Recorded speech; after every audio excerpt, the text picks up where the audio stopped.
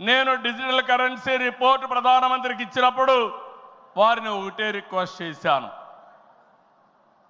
మీరు ఈరోజు 500, 1000 రూపాయలు రద్దు చేస్తున్నారు, ఇంకా 2000 రూపాయలు కొత్తగా తీసుకొచ్చారు. అవసరమైతే 500, 1000, 2000 రూపాయలు రద్దు చేయండి, డిజిటల్ కరెన్సీ పెట్టండి.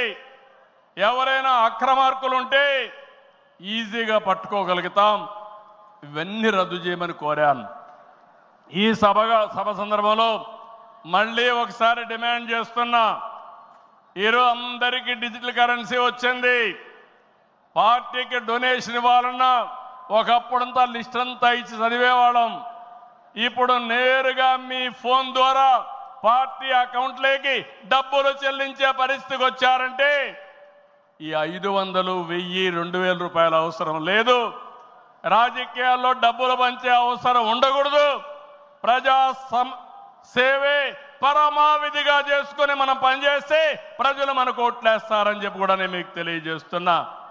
మీరు నాతో ఏకీభవిస్తున్నామంటే అన్ని పెద్ద పెద్ద నోట్లన్నీ రద్దు చేయాలని గట్టిగా చప్పట్లు కొట్టి హర్షాన్ని, ఆమోదాన్ని తెలియజేయండి. అప్పుడే ఈ దేశంలో పూర్తిగా అవినీతి పోతుంది.